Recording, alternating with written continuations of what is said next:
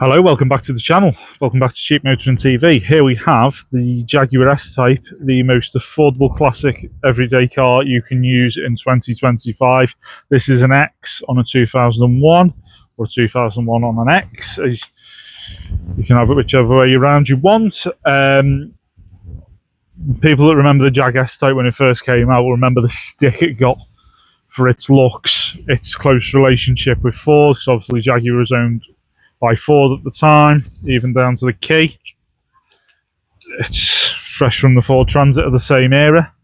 But if anything, that just makes this car even more affordable and desirable as classic motoring, if you ask me, because up front, no, it hasn't broken down. We've just popped the hood so we can see what lies beneath, and it is the 3 litre out of the Mondeo ST220 of the same era.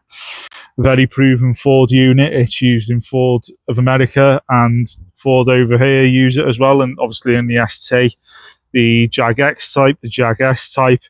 But if anything, it's better mounted in the S type because it's longitudinal, not transverse like it is in the Mondeo and the X type. So personally, this is just easier to work on in the S type. Obviously, you've got a good amount of room down there and down there. Remember, Jag S-Type also came with the 4.2 supercharged V8 and 4.2 or 4 litre naturally aspirated V8. So you've got a nice big engine bay there for a V6.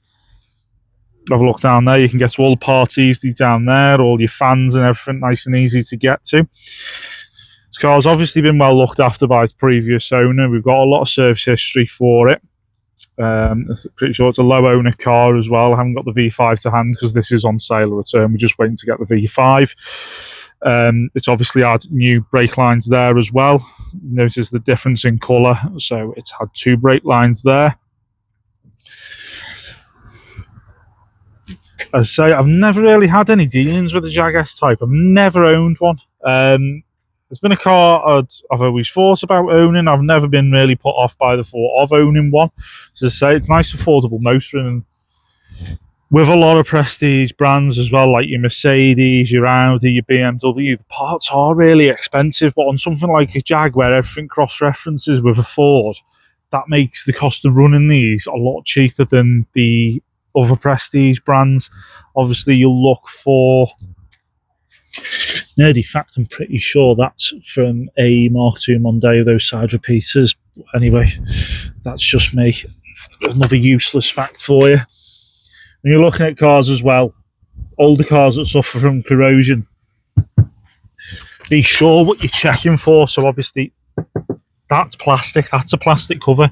You want to go behind that and check the sill itself. Don't know if you can see that there. You want to go the length of the sill. Now, something this age, I wouldn't be put off by a previous repair as long as it's a good quality repair, or even a little hole here and there. You've got to bear in mind this is a 24-year-old car, so it's been on the road for 24 years, and depending where it's lived its life, if it's been near the sea or whatnot, it's going to have had a hard life. So that's something to look out for. And if you're a hobbyist mechanic as well, you know, you're looking to increase your skills and whatnot, you're looking to get better at something, or it's just your hobby, I wouldn't worry too much about a bit of welding. You can get welders in Aldi and Lidl now in the middle aisle, so I wouldn't worry too much about that. If it's too much, I mean, when I say too much, if it's the whole sill and it's further back than the sill, and it's going to need a lot of grinding and cutting, then maybe it's not the car for you. But the odd patch here and there that you can patch up on your drive with your welder, I wouldn't be put off by that. Say more Ford switchgear, but look at the back seats in that as well. Saying I've been driving this around now for a couple of days, and it's an absolute darling to drive. Shut that door there. It's a really nice thing to drive. And you've got electric seats in there. You've got electric memory seats, the J-gate. Now, if you're a tall person, I'm going to tell you this now, top tip, make sure you set the memory of your seats to your position, because I've been getting in and out of this a few times now, and I have got bruises on my knees where it's assumed I'm not 6 foot, I'm 5 foot and a fag paper, and it sent me into the dashboard. But oh well, a few times that you'll remember to set your seat at the right setting. You've got your memory button there. It's nice and easy as well. Obviously, when this first came out, or people that had these second hand as well would remember that they do suffer with quite a few electrical issues. But on that, as cars, the back as well, everything works as well, window wise and everything all works. These doors are heavy, aren't they? They could slam. So that's the sign of a quality car, isn't it? A nice heavy door. Anyway, as we were saying, yes, back in the day, these cars were seen as quite complicated electrically, but as cars have advanced and got more complicated, stuff like this that is 24 years old actually looks quite simple in comparison. So it's down to, what checking for wires and whatnot, checking continuity and wires. Let's see, it's even got an early sat nav. That doesn't work, but you can pair your car now, can't you? You can pair your phone to the car now and whatnot, and get yourself an FM transmitter, and you can use your phone as a sat nav. So I wouldn't worry too much about buying something with a discontinued sat nav. I know there is companies as well. I think Blaukpunt, is it?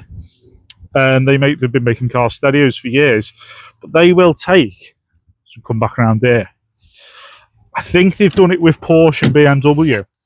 They will take that original unit and they will retrofit Android Auto and Apple CarPlay to it. It'll look a little different, but they'll do it in the same original head unit, which looks pretty special.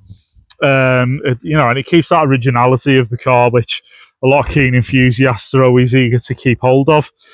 But it's not at the cost of the car not being modernised, which is quite handy.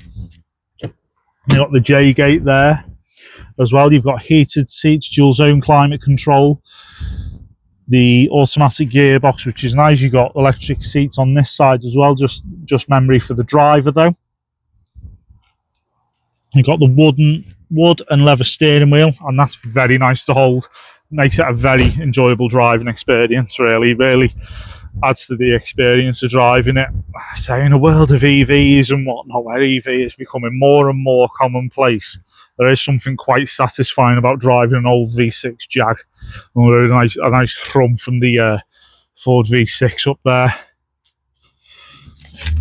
Very nice as well. So under the engine bay, we've got no real signs of corrosion. All the legs look straight. We've got a little bit of surface corrosion down there, but it's nothing too much. It's nothing a few hours with it in a Hammerite and some Hydrate 80 wouldn't sort, and you'd have yourself a nice usable classic then. Really nice thing. So it's got 65,000 miles on it, this. Who we got it off, bought it off a guy that's had it for some time now. I think it was circa 10 years he's had this car. He bought it off the drive. Really nice car, really well looked after by obviously the previous owner and whatnot. You want to check your arches as well. Get your hand in there and have a good feel around the arch. As I say, the odd repair I wouldn't worry too much. It's if that entire arch is gone and it's full of filler, then maybe it's not for you. Maybe it's more than just the odd hobby mechanic in weekend of fixing something up and getting it roadworthy again. Maybe it's a bit more than that. You got nice brakes all round as well, fairly new.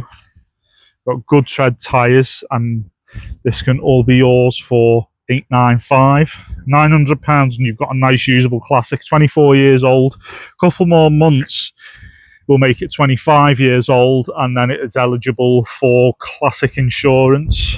I'm not too sure on the tax, because I know before a certain year you pay a flat rate of, I think it's £350, might change now. So I'm pretty sure this is in that bracket if it's not too heavy on the tax, even though it's a 3 litre petrol V6. I say, yeah, it's a pretty straight car. Got a ding on the panel there, a little scrape, but it's not too much. It's tapped.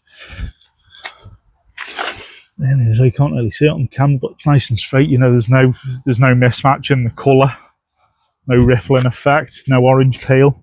It's a really fine example of a Jag S type. really. So we'll hop in now and we'll go for a drive and see how she drives.